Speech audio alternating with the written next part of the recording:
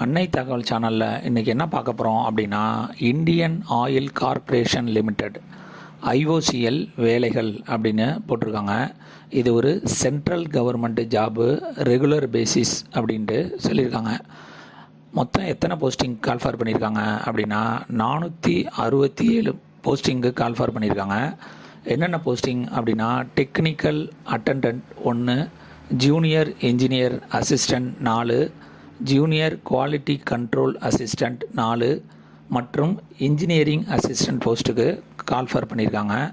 Place of posting எங்கே இருக்குது அப்படின்னா, ஆல் ஓவர் இந்தியாவில் எங்கே வேணாலும் போடுவோம் அப்படின்னு சொல்லியிருக்காங்க. மினிமம் 50% மார்க் வாங்கியிருக்கணும் அப்படின்னு சொல்லியிருக்காங்க. General category, economically weaker section, OBC candidate 50% mark வாங்கியிருக்கணும், அவங்க எந்த டிகிரி முடிச்சிருக்காங்களோ அதில். அதுவே எஸ்சி எஸ்டி ஃபிசிக்கலி சேலஞ்சு கேண்டிடேட்டாக இருந்தாங்க அப்படின்னா அவங்க 45% மார்க் வாங்கியிருக்கணும் அப்படின்னு சொல்லியிருக்காங்க.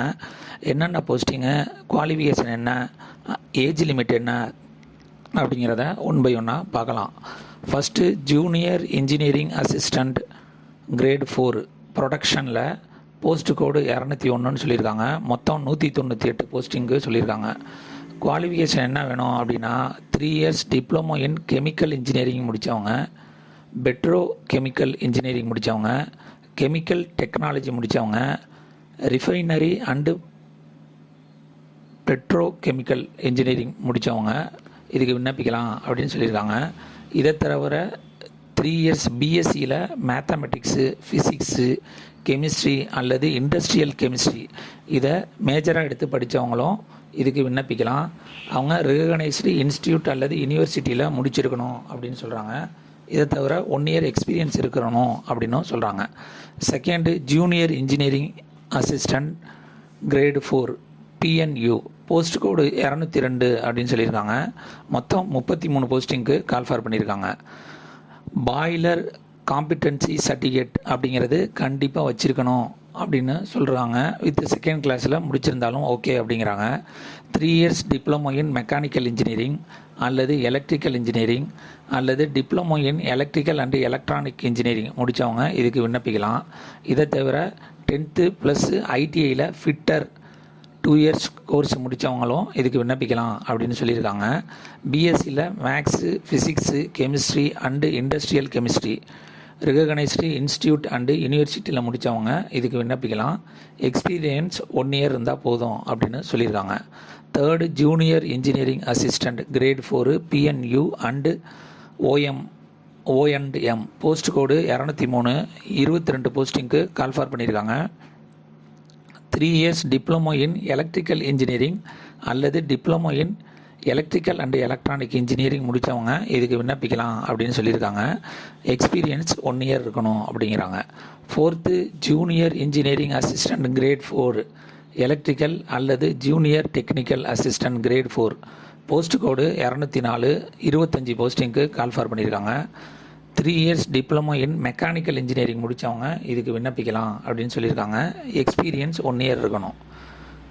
Fourth junior engineering assistant grade 4 mechanical மற்றும் junior technical assistant grade 4 post code 205 50 போஸ்டிங்கு கால்ஃபார் பண்ணியிருக்காங்க.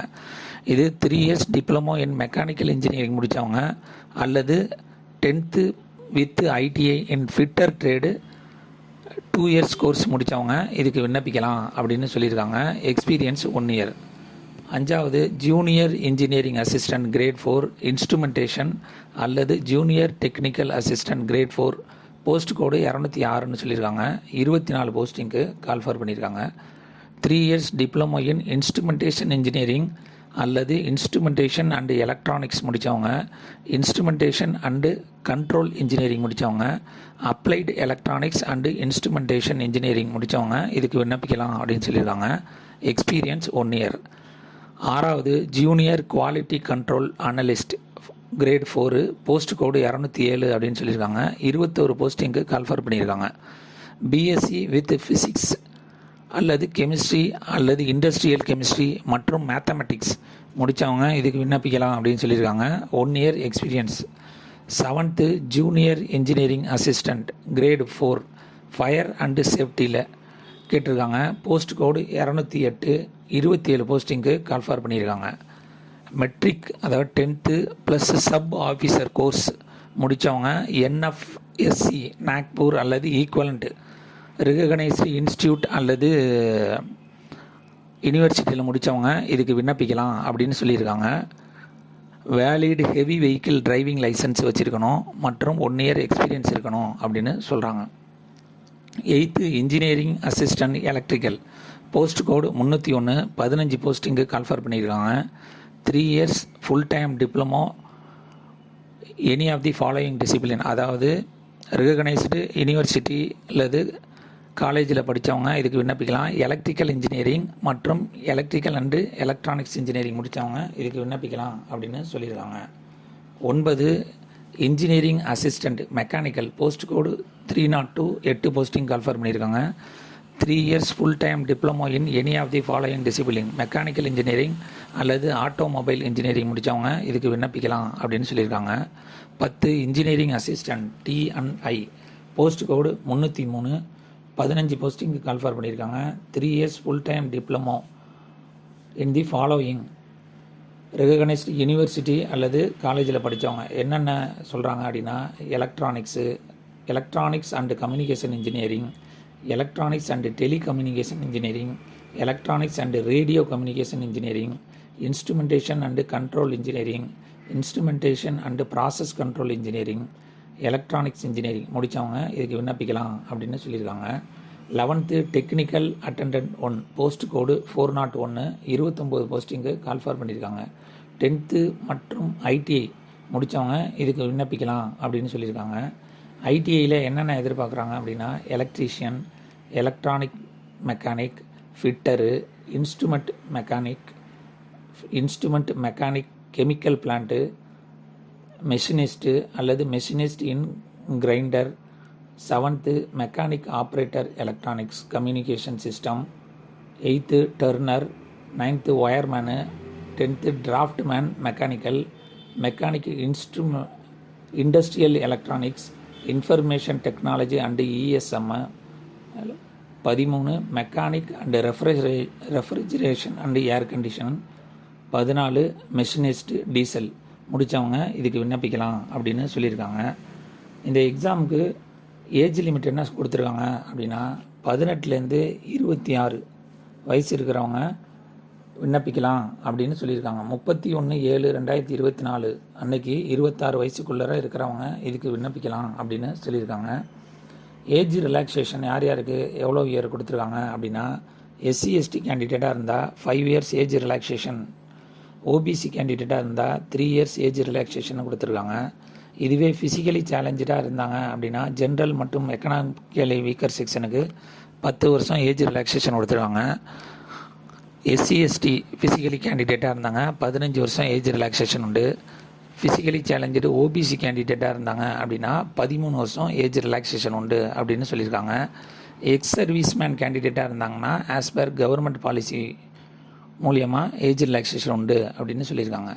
சேலரி டீட்டெயில் எவ்வளோ கொடுத்துருக்காங்க அப்படின்னா junior engineering assistant 4, junior quality control analyst 4க்கு 25,000லேருந்து 1,05,000 வரலும் கொடுக்குறோம் அப்படின்னு சொல்லியிருக்காங்க. For pipeline division technical attendant 1லேருந்து இன்ஜினியரிங் அசிஸ்டண்ட் அவங்களுக்கும் 25,000லேருந்து 1,05,000 வரலும் கொடுக்குறோம் அப்படின்னு சொல்லியிருக்காங்க. செலெக்ஷன் ப்ராசஸ் எப்படி நடத்துகிறாங்க அப்படின்னா ஃபஸ்ட்டு எடுத்தோன்னா கம்ப்யூட்டர் பேஸ்டு டெஸ்ட்டு, அதில் பாஸ் பண்ணுறவங்களுக்கு skill and professionally and technical test வைக்கிறோம் அப்படின்னு சொல்லியிருக்காங்க.